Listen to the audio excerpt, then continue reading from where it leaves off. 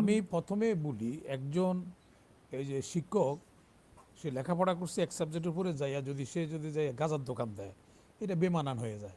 একটা মন্ত্রী যদি এখানে আন্ডারওয়্যারের দোকান দেয় একটা মন্ত্রী হইয়া ব্যবসা বহু কিছু করার আছে, করার কতগুলি আছে, যেমন আর্মি কিছু আজকে চুষনি বানাচ্ছে, আর্মি বাথরুমের ব্রাশ বানাচ্ছে, এটা তো তার বানানোর কথা না।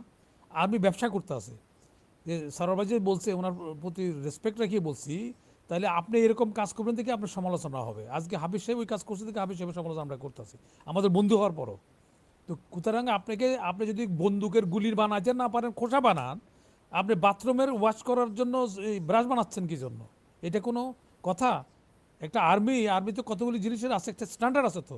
একজন ইমাম সাহেব, একজন শিক্ষক, ভাইস চ্যান্সেলর রিটায়ার করে ব্যবসা করবে, তো সে পরে গাজার দোকান দিবে? আর আর্মি যদি ব্যবসা করে তাহলে ব্যবসায়ীরা কী করবে? ওইখানে 100 কয়তলা তারা এখানে তেজগাঁ বিল্ডিং বানাচ্ছে, ওখানে সেনা কল্যাণে ওনারা তো ওয়েলফেয়ার ফান্ড দেওয়া হচ্ছে। এত দোকানদারি করতে হবে কেন? তাহলে দোকানদারি করে রিটায়ার করে দোকানদার ব্যবসায়ীরা কি ট্যাঙ্ক নিয়ে বর্ডারে যাবে? এগুলি আমরা কিন্তু বলতে চাই না, কিন্তু বাধ্য হচ্ছি কিছু লোকজনের কারণে এগুলি বলতে বাধ্য হচ্ছি আমরা। আর আসেন আপনি এই পদ্মার উপরে, পদ্মা তো কয়েক গুণ বেশি হাসিনা ওটা করতে যাইয়া টাকা পাচার করে দিছে। অর্থাৎ যেটা 500 টাকা ধরে ওটা 50,000 টাকা করছে, তাতে কস্টিং বেড়ে আসছে অনেক। তাহলে এই টাকাটা শোধ করবে কী করে? ট্যাক্সের উপরে, চালের উপরে, ডালের উপরে তো দিতে হবে। ওখানে যে টোল নেওয়া হয় ট্রাকে 12,000 টাকা দিতে হয়। তাহলে ওই চালটা যদি আগে আসতো, আমরা পদ্মা ব্রিজ করার আগে ট্যাক্স চালের দাম কত ছিল এখন কত, তাতে বোঝাতে হবে রেজাল্টটা। এটা কে কোন খারাপ লোক বলছে না ভালো লোকে বলছে, আকিস বিডির পড়া ছেলে বলছে না এ বলছে, ওইটা বিষয় না। বিষয় হলো সত্য কথা বললে যদি দুশ্মনা বলে সেটাকে আমাকে গ্রহণ করতে হবে। আর এটা তো টাকাটা তো শোধ করতে হবে। তাইলে আর একটা জিনিস হলো যে আমরা যে মানুষকে বসায় বসায় টাকা দেওয়া হবে, এই যে কড়াইল বস্তিতে যে দেওয়া হচ্ছে, কড়াইল বস্তিতে ইলেকট্রিসিটি পাশে ডিপ্লোমেট এরিয়া, এখান থেকে বিদ্যুৎ নেওয়া হচ্ছে, পয়সা নাই, গ্যাসের পয়সা নাই। আমার বাসায়ও কাজের লোক আছে ওখানকার, তাদের জিজ্ঞাসা বলেছে আমাদের কোনো লাভ নাই। ওখানে একটা কিছু গ্রুপ আছে যে গ্রুপেরা বড় টাকা গুলশান থানাকে দেয়, বড় একটা টাকা সব সময়, এখন না, আবার এমপি যে আসে তারে দেয়। এই টাকাগুলি ওখান থেকে তারা মদের হইতে অস্ত্র হইতে সবগুলি ব্যবসা হচ্ছে। কিন্তু আমাদের সরকার যখন যে সরকার আসে কিন্তু এই বস্তিকে কিন্তু বস্তির লো কস্টিং বাড়ি দিয়ে তার বিল্ডিং করে আলাদা জায়গা দিতে পারে। এখানে ডিফেন্স মিনিস্ট্রি চলে আসতে পারে। এখানে বিআইপি এরিয়া, সেখানে বস্তি থাকবে কেন? বিদ্যুতের লাইন, গ্যাসের লাইন, আমি যে লোকে পয়সা দিচ্ছে তার বিদ্যুৎ লাইন আমি দিতে পারছি না, গ্যাস লাইন দিতে পারছে না। এরা অবৈধ লোকেরা আমি বিদ্যুৎ লাইন দিচ্ছি, কোনো একটাও পয়সা দেওয়া নেওয়া হচ্ছে না। আর এখানে দেখানো জনগণের উপরে চাপাই দেওয়া হচ্ছে কি সিস্টেম লস। এখানে অস্ত্র বিক্রি হচ্ছে। আর ওরা কেন করে? রাজনীতিবিদরা ওই যে মিছিল করার সময় লোক নিতে হয়, হাতের কাছে পায়, এদেরকে বিরিয়ানির প্যাকেট দিয়ে তারপরে মিছিলে নিয়ে যায়। ওরা জানেও না কার মিছিলে গেছে, 500 টাকা ধরাই দিয়ে তারা যায়। এটা সবসময় হয়ে আসছে, এখন হচ্ছে। আর একটা জিনিস হলো যেটা বললাম, যে এখন আপনি যেটা সমালোচনা করবেন আবার সে কর্মটা আপনি করবেন কেন? বিএনপি, আমরা বিএনপির কাছে এটা আশা করি নাই তো। বিএনপি ভালো করে চালাক, এটাই তো চাইছি। আমাদের আগের বক্তব্যটা আসিনা বলে কি বক্তব্য গেছে আমাদের, সব তো বিএনপির পক্ষে গেছে। তাহলে এখন আমরা বিএনপি এই ধরনের কাজ কেন? একটা অভিজ্ঞ পার্টি এত বছর তারা করছে, সাফার করলে বিএনপি করবে।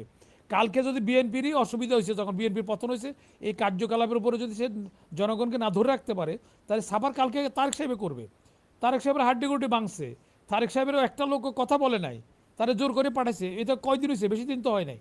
তাহলে এখন যদি হয় বিএনপির লোকেরা সাফার করবে, অন্যদেরকে দেশ সাফার করবে।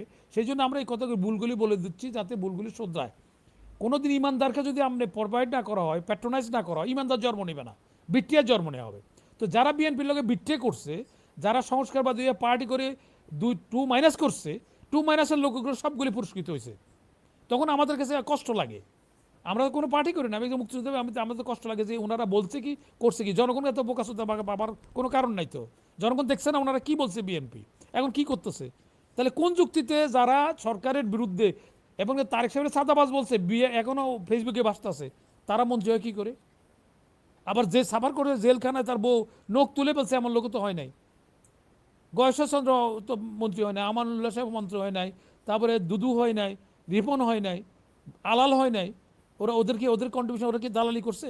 ওরা কি সংস্কারবাদী হয়েছিল? এই সংস্কারবাদী আমার বাসার কাছে মান্নান বইয়ের এখানে যখন আসে, ইলিয়াস আলী, তার এই যে আমাদের তথ্যমন্ত্রী, আর কি যেন কি যেন খোয়াম, এমন বকা দিছি আমি, বেইমানের বাসায় কেন আসছেন আপনারা? বেইমানের কোনো স্মৃতিসৌধ আছে? আমি তো লাইভ বলতেছি, দুজনের ইলিয়াস আলীর সব বকা দিছি আমি, এখানে কেন আসছেন? এই বেগম জিয়ার বিপদের সময় কোনো কথা ইয়ে করার যত সুসময় ছিল সব ভোগ করছেন, এখন আসছেন এখানে এখানে করতে। ওই যে সালাউদ্দিন সাহেব পাইছি, ওখানে এসে সালাউদ্দিন সাহেবের বলছি আমি কি করবো, আপনি ভাগেন এখান থেকে। এই খোয়েম সাহেব এখন প্রতিমন্ত্রী হয়েছে, খোয়েম সাহেব বলছে ভাগেন এখান থেকে। হ্যাঁ, তো এইসব লোকগুলি প্রথম বিবেচনা আসে কি করে, তাহলে আমি বেইমানুকে প্যাট্রোনাইজ করছি, মার্কেটিং করতেছি, তাহলে বেইমানের জন্ম নেবে পার্টির মধ্যে। আবার যখন সুযোগ হবে ইভেন কি এমনও হইতে পারে তারেক সাহেবের বহিষ্কার করার প্রস্তাব আসতে পারে। আমি আগে এটা রেকমেন্ড রাখা এটা রাখলে কাজে আসবে। ওই যে বিএনপি লোক আছে, কারণ যেহেতু once BTR is always BTR. হ্যাঁ, আর প্রত্যেকদিন একটা মানানসই আছে, বিফিটিং বলে একটা কথা আছে। আর্মি করবে, আর্মি অস্ত্র রিলেটেড কারখানা করবো, তাহলে ঠিক আছে, আমার ফরেন রেমিটেন্স আসবে। আর্মি বাথরুম ওয়াশ করার জন্য ইভেন কি বাচ্চার নিপল তৈরি করে কি করে, এই কারখানা করে কি করে? এটা কি তার রিলেটেড? একটা বাইতুল মুকার ইমাম রিটায়ার করার পরে কি গাজার দোকান দিবে, সিগারেটের দোকান দিবে? এটা তো মানানসই হইতে হবে তো। তো সুতরাং এই জন্য বলছি, আমাদের এই প্রতিষ্ঠান আমরা ভুল করলে আমরা তাদেরকে শোধরাবার চেষ্টা করব। আমি এখানে A to Z প্রত্যেকের সম্বন্ধে আমার জানা আছে, আর্মিতে কী হচ্ছে সেটা আমার জানা আছে। আমি অনেকের থেকে আর্মিতে চাকরি না করলেও অনেকের আর্মির অনেক কিছুর ব্যাপার আমার জানা আছে, প্রত্যেকে আমাদের জানাশোনা।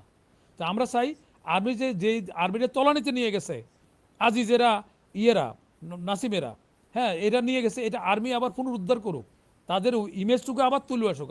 আবার অনেক জেনারেল আমরা দেখছি এর আগে আর্মিকে নিয়ে এলে মানুষের রেসপেক্ট করতো। আর্মি যে রেসপেক্টের জায়গা থেকে এখন মানুষ আর্মিকে রেসপেক্ট করে না।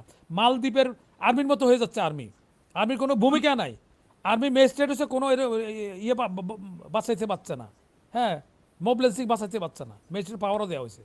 কারণ কোরামিন যদি ফেল করে তাহলে কী নিয়ে আমরা চিকিৎসা করবো? সেই জন্য আমরা এই প্রতিষ্ঠান আমাদেরই প্রতিষ্ঠান, আমরা এই প্রতিষ্ঠানে যারা যেসব কাজগুলি কয়েকজন লোকের জন্য আর্মির যে ইমেজ নষ্ট হয়েছে সেটা পুনরুদ্ধার করুক, তারা এই কাজের মধ্যে না জড়াক, আর্মি প্রফেশনের মধ্যে থাকুক। ধন্যবাদ। অসংখ্য ধন্যবাদ। শেষ করবো সারোয়ার ভাই, 30 সেকেন্ডে শেষ করবেন প্লিজ, আপনার শেষ বক্তব্য আজকের অনুষ্ঠানে। না, আমি পাটোয়ারির এই কথার সাথে দ্বিমত পোষণ করি যে আর্মি নিপ্পল বানায়। আর্মি পৃথিবীর সব দেশের আর্মি ব্যবসায়িক একটা ব্রাঞ্চ থাকে, সিএসডি স্টোর থাকে আর্মির ভিতরেই, এবং আর্মির ভিতরে যে ফ্যামিলি গুলো থাকে তাদের তো নিডস থাকে। So I do not agree with, হ্যাঁ না, ও আপনার ওই কমেন্ট এটা মিলে না, এটা পৃথিবীর সব দেশে, এটা আগেই ব্যাখ্যা করেছি, মিলে ওটা হলো মিলে না। সাবসিডাইজ রেটে, না ওটা সাবসিডাইজ রেট আমরা দিচ্ছি। পাটোয়ারি ভাইয়ের